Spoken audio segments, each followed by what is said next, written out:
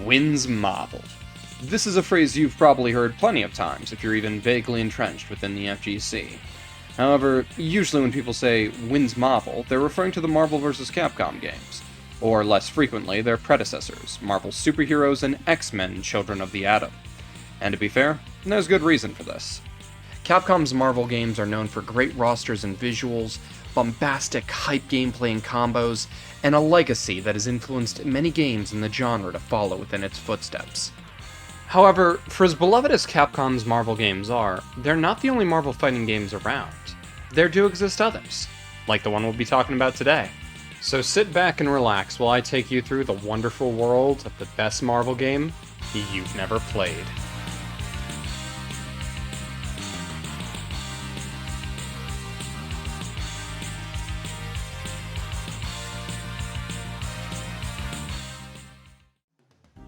First, a little history lesson is in order. In the early 90s, Marvel was absolutely booming. Bolstered by the success of the X-Men and Spider-Man, Marvel seemed like they were the kings of the world, and they were glad to license out their characters and franchises to just about anyone to further advertise their comics. That may or may not have had some hand in them filing for Chapter 11 bankruptcy in 1996, but we're not here to talk about that. See, while Acclaim, LJN, Konami, and Paragon Software Corporation all had the rights to some part of the X-Men license at some point in the late 80s and early 90s, less popular Marvel licenses didn't have nearly as many companies trying to snap up their rights. Prior to the year 2000, Data East was the only company to make any games based on the Avengers, who at the time were considered B-tier Marvel comics in terms of mass popularity. In 1995, Data East would release their last game with the Avengers license, Avengers in Galactic Storm, with it coming stateside a year later. Unfortunately for Data East, it didn't do incredibly well for a variety of factors. To start, 1995 was the year that Capcom's Marvel Superheroes hit the arcades, a game that not only had hype surrounding it due to Capcom and Marvel's previous endeavors, but was also a game that was significantly more appealing than Avengers on a visual level. You might be forgiven for assuming that given its mid-90s release date, that its pre-rendered graphics might have wowed some arcade goers, but you'd be forgetting a title that released the previous year, one that pulled off pre-rendered graphics with significantly more appeal and panache.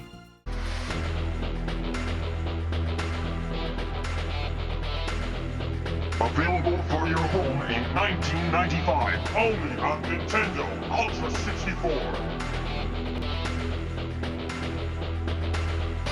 Killer Instinct. Like it or not, Data East's title was going to draw comparisons to both Killer Instinct and Marvel Superheroes, and in terms of popularity, it was a contest it had no chance of winning. However, in recent years, thanks to God's gift to the FGC, Fightcade, many old and forgotten fighting games have gotten a new lease on life, with many people coming to appreciate fighting games that never had the chance to shine in their original formats, all with the added benefit of seamless, high-quality online play. More recently, at least for me, one of those games is Avengers in Galactic Storm. Now, Data East wasn't completely inexperienced with fighting games, having released the superb Fighters History games in the 2 years leading up to Avengers' release. There actually appears to be some crossover in development talent, with Carnop's producer, Iwai Harita, being credited as the project manager in Avengers in Galactic Storm. The experience of the team clearly shows, as despite its extraordinarily dated visual style, Avengers in Galactic Storm is an excellent playing fighting game. On that note, let's get to the game itself.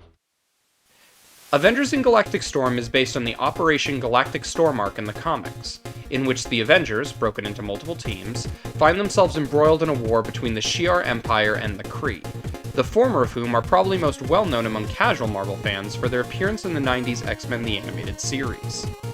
The plot isn't particularly important, though it does lead us to the roster, which to modern Marvel fans can be charitably described as Captain America and a bunch of jabronis.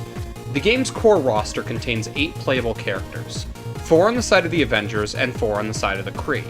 This is actually an important distinction to make as far as gameplay goes, but we'll get onto that later. Making up the Avengers, we have Captain America, Black Knight, Crystal, and Thunderstrike. On the Kree side, we have Korath the Pursuer, Dr. Minerva, Supremor, and Shatterax. We'll delve deeper into some of these characters as we go forward, but first off, let's get into the core gameplay. Similar to Data East's previous fighting game, Avengers in Galactic Storm uses a 4-button system consisting of 2 punches, 1 weak, 1 strong, and 2 kicks with similar distinctions. Each character is also afforded a unique chain combo system, with characters like Captain America being allowed fairly freeform cancels, with characters like Supremor being much more limited. Moving on, special moves are probably one of the more interesting parts of this game in retrospect. Unlike most fighters of the day, and most fighters nowadays in fact, the special move commands are all standardized. Not to say every character does the same things with them, but the inputs themselves are mostly similar between all characters. The game only uses quarter circle and dragon punch motions for the most part, with half circles being reserved for characters with command grabs, and mashing being reserved for, well, mash moves. The game lacks 360s or charge moves of any kind, meaning, with this knowledge, one can pick up a character and experiment with them to easily find out all the moves they have at their disposal. Some purist fighting game fans might scoff at this idea, but as we continue, I hope you'll keep an open mind, because Avengers is a game with an insane amount of depth, and while I know it's a bit of a buzzword these days, an insane amount of player expression lurking beneath its simple surface. Similar to special moves, super move inputs are also standardized, performed by doing a quarter circle forward and pressing both kick buttons at the same time when a player has 2 meters. Supers are a crucial consideration, as no other moves, barring backdashes, have invincibility frames, meaning these serve as your only true reversal option. To help compensate for this fact, special moves close-up are generally punishable, or at least will result in the aggressor losing their turn, while many normals tend to be more safe, with it being often possible to create looping offense on block. However, normals build no meter for the aggressor on hit or block, while the one blocking them will get meter for the moves blocked.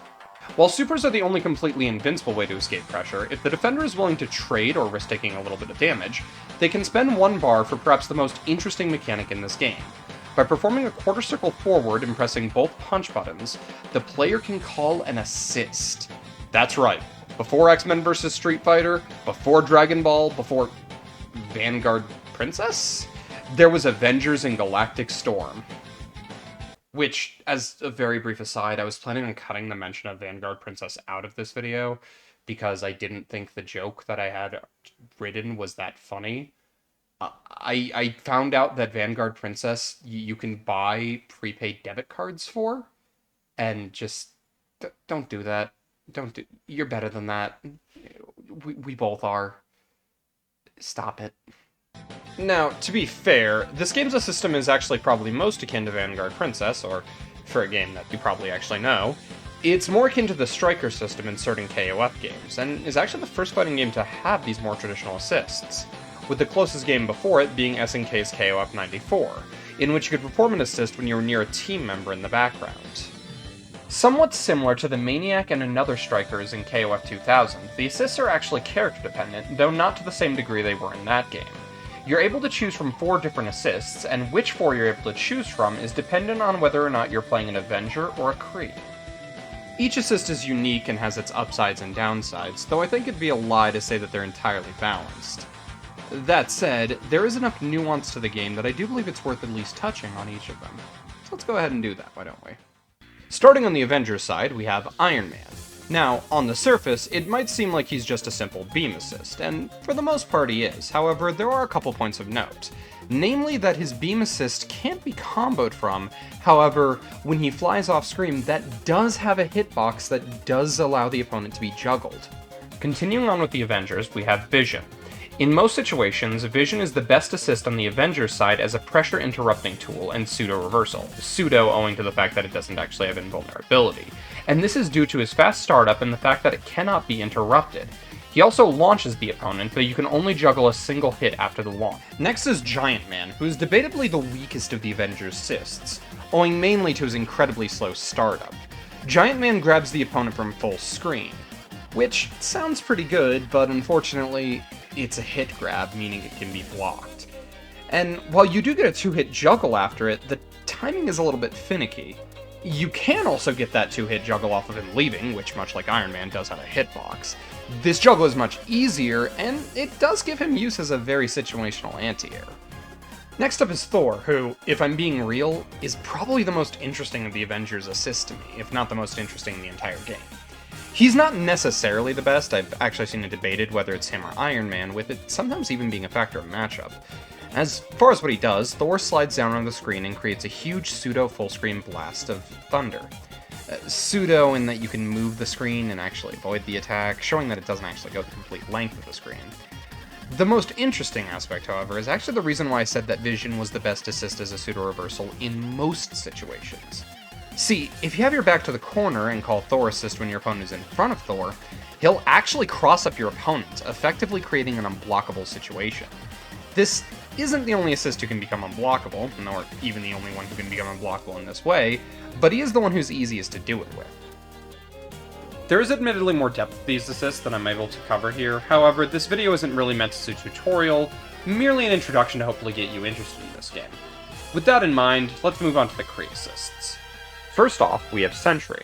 Sentry essentially acts the same way as Colossus and Juggernaut in Marvel vs. Capcom 1, moving across the screen and bulldogging through the opponent and launching him up for a juggle. Owing to his fast startup and inability to be interrupted, Sentry essentially serves as the vision assist for the Kree, though due to the fact that his launch forces a wall bounce, he's potentially an even more powerful assist. Next up is Ronin, who is arguably the worst assist in the game. He attacks once, and while he does technically launch the opponent, they can't normally be juggled from it. There is always the chance his applications are simply unexplored, but compared to the other Kree assists especially, it's hard to see much use from him. From there we have Ultimus, an assist who excels in both zoning and pressure. He shows up and shoots off 4 fireballs in a row, with small gaps in between. He can be used in pressure to force the opponent to stay down and block whatever mix-up you might want to throw out, all while chipping it to life, or he can be used to continue to keep them out when zoning them to extremely suffocating effect. When used to get out of pressure, he can immediately force the opponent to block to take back a turn, or as a chance to escape and set up zoning once again. Last up is Atlas, otherwise known as Titanium Man. His assist is fairly straightforward, with him running across the screen doing a small amount of damage and forcing a dizzy. It will force a dizzy even if the opponent is already dizzied, or has already been dizzied in the same combo, which is something that's otherwise pretty rare in this game. I saved him for last though, as it serves as a decent segue into how dizzying works in this game, as it's actually a fairly interesting mechanic. See, if you're only passingly familiar with this game, there's a good chance you know it because of this clip.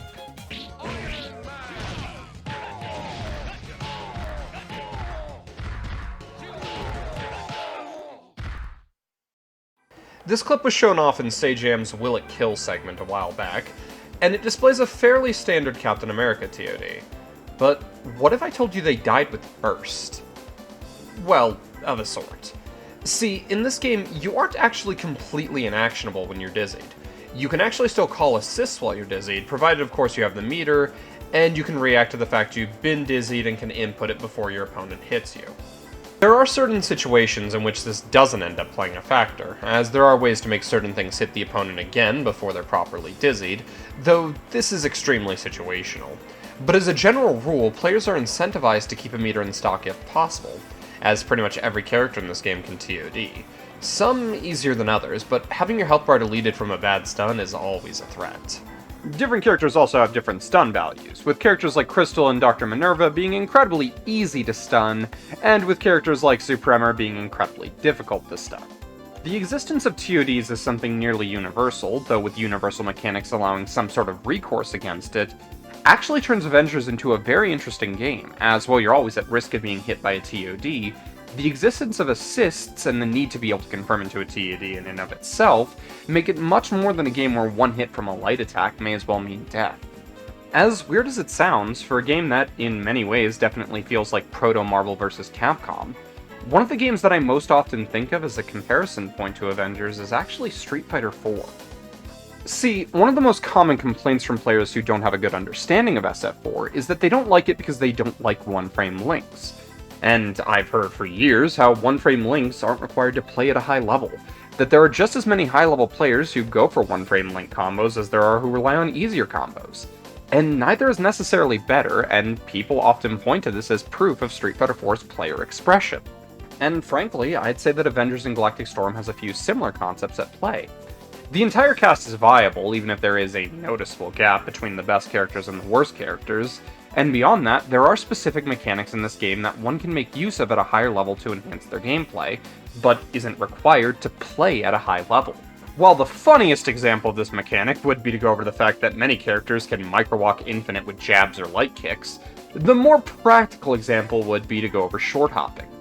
In this game, if you press down immediately after up forward or up back, you'll do a jump significantly lower to the ground. This can be used for quick overheads, cross-ups, and faster movement, though is fairly difficult to do with consistency on stick or pad. Though, while it is a powerful tool, one of the best characters in the game, Shadorax, is actually completely incapable of doing it, and none of his tools specifically compensate for it. No character really needs it, but it does give an edge to those able to do it. And frankly, I see that as a massive strength of the game. Avengers is a very fun and approachable fighting game that was somewhat unfairly passed over in its time due to larger fighting games from bigger publishers overshadowing it. A history that has repeated itself in most gaming spaces, but especially so with fighting games. I know Data East was never really an indie publisher, but as fighting games go, anything in the 90s that wasn't SNK or Capcom or Midway might as well have been. Give Avengers a try. And hey, while you're at it, give other games on Fightcade or even indie fighters a try. Who knows, maybe you'll be like me, creating a video essay and working with community members to create a wiki for your new favorite game. Much love. Peace.